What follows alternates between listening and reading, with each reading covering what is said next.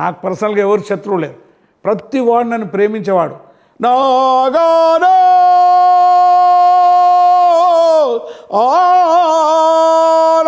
Hop you tell me who is enemy to this sound.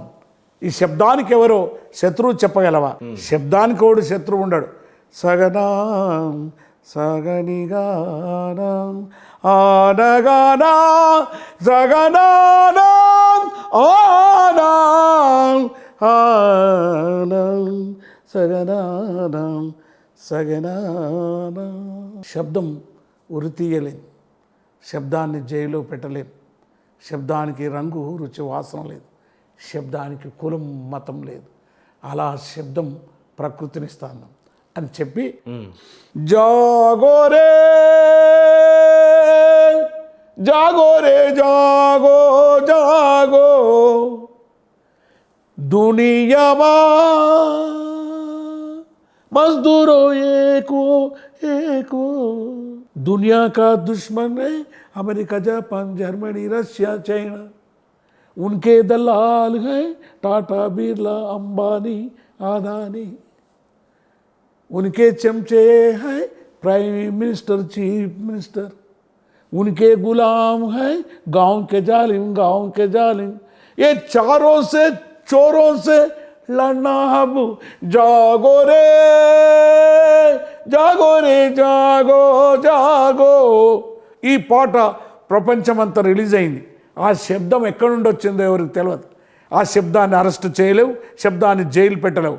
So in BBC there is a news throughout the world this song is band.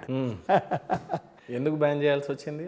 అది ఇప్పుడు వాళ్లకు ప్రపంచంలో ఒక 4 మాటలలో శత్రువులు ఎవరో చెప్పేసేసిన, అందుగురించే బ్యాన్ చేశారు అది బీబీసీలో. ప్రైమ్ మినిస్టర్ నుంచి పడితే ముఖ్యమంత్రి వరకు ఆ నుంచి విలేజ్లో ఉన్న చెంచగాల గురించి కూడా చెప్పిన పాట కాబట్టి ఖచ్చితంగా బ్యాన్ చేయాల్సిన అవసరం వచ్చిందేమో, అందుకే చేశారేమో. మరి గదరన్న, యాక్చువల్లీ మీరు కావచ్చు, ఆర్ నారాయణమూర్తి గారు కావచ్చు, సినిమాల్లో ఎన్నో అవకాశాలు వచ్చినాయి. మీ గలంకి నిజమైన వేదిక సినిమాలు కావచ్చు, లేకపోతే కళాకారులకు కావాల్సిన దారి కూడా అదే.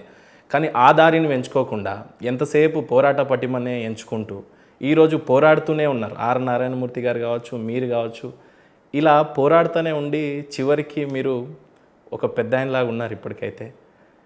నిజంగా పోరాడుతూనే పోతే మాలాంటి వాళ్ళు మిమ్మల్ని చూసి ఎంతో స్ఫూర్తిగా తీసుకున్న వాళ్ళమంతా కూడా జీవితాంతం పోరాడుతూ చివరికి పోరాటమే బతికైపోయి ఏం సాధించలేరు గద్దరన్న అంటే మీరు ఏం చెప్పుకుంటారు? ఈ మానవ సమాజంలో, ప్రకృతిలో పోరాటం అనేటిదే జీవితం. పరస్పర ఘర్షణ వలన నిప్పు పుడుతుంది. ప్రకృతి కూడా అదే, సూత్రం అది. The law of nature is revolt. ఈ పోరాటం కూడా నువ్వు అన్నట్టు ఒక చిన్నని మొక్క అది సూర్యునితో పోరాడుతుంది. నువ్వు అనుకో ఎట్లా పోరాడుతుంది? అది తల్లి గర్భం నుండి పుట్టిన ఒక చిన్న మొక్క గాలిని తోటి ఇట్లా ఊగి సూర్యుని ముద్దాడుతుంది.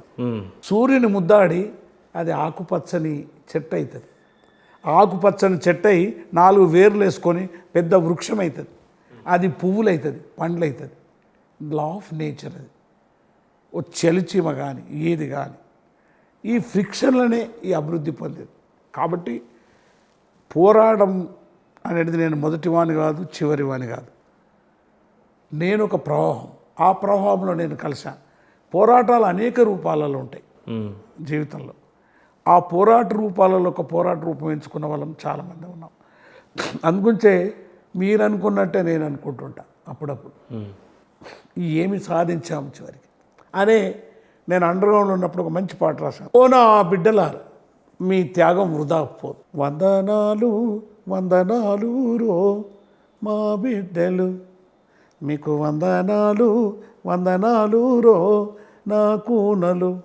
ఇంటి ముంగటి పెరడులోన మకసేలై మేము ఉడుతాం. ఒంటి కాలు మీద నిలిసి కొడుకునిమ్మని తపముంబడుతాం.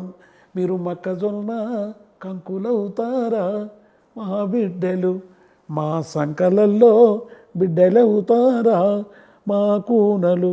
దసరా పండుగ దగ్గరుంది దమ్డి చేతుల లేదా తమ్మునికి ప్యాంటు తెస్తాం నీకు షర్టు తెస్తాము ఏది వద్దని జిద్దు చేస్తిరి అలిగి గల్లం తినకపోతిరి తెల్ల ప్యాంటు ఎర్ర షర్టు తెచ్చి కుట్టి పెట్టినాము మీరు పాల పిట్టై చూసిపోతారా మా బిడ్డలు మీరు జంబియాకై కలిసిపోతారా మా కూనలు వద్దురా బిడ్డ ఆ దొరలతోని యుద్ధం వద్దని నెత్తినోరు కొట్టుకున్నా ఎంత చెప్పిన వినకపోతిరి మొండివాడవు దండివాడవు శమలు నిండిన గుండెవాడవు ఎత్తిన ఆ ఎర్ర జెండను ప్రాణము ఉండగా వదలలేదు మీ నెత్తురు జండిచ్చిపోతారా మా బిడ్డలు మేము ఎత్తుకుంటే మురిసిపోతారా. సో మదర్ కూడా రివోల్యూషన్కి వచ్చింది. తల్లి కూడా తన కొడుకు పోయిన తర్వాత అంటుంది మీరు వద్దురా అంటే చెప్తే వెళ్ళే అది కొండతో ఢీ కొనొద్దురా నువ్వు చనిపోతావు బిడ్డ అయితే నీ ప్రాణం వాడు తీసిండా I will continue your line. So ఇక్కడ నీ ప్రశ్నకి ఏంటంటే మనం వృధా ఎప్పుడు త్యాగం పోదనేది కాదు, ఆ త్యాగం ఫలించకపోవచ్చు ఇమ్మీడియట్గా. కానీ గద్దరన్న గతంలో ఏ యుద్ధాలు చూసుకున్నా ఒకప్పుడు రాజులు ఉండే రాజ్యాలు ఉండే అవి అయిపోయినాయి. ఆ తర్వాత బ్రిటిష్ పాలన వచ్చింది. బ్రిటిష్ మీదే ఆధిపత్య పోరుని భారతదేశం చెలాయించింది. ఆ తర్వాత స్వాతంత్రాన్ని అయితే తెచ్చుకున్నాం. ఇప్పుడు తెలంగాణ విషయానికి వస్తే తెలంగాణను అయితే నిర్మించుకున్న తర్వాత తెలంగాణలో ఇంకా కొత్త పోరాటాన్ని మొదలుపెట్టినాడు గద్దరన్న. అంటే ఎందుకు ఈ కొత్త పోరాటం? తెలంగాణ సాధన కోసం ఆనాడు ఎందరో బలిదానాలు అయిపోయినాయి. విద్యార్థులు కూడా రోడ్ల మీదకి వచ్చి తెలంగాణను సాధించుకుందామనే కసితోనే సాధించుకున్నారు.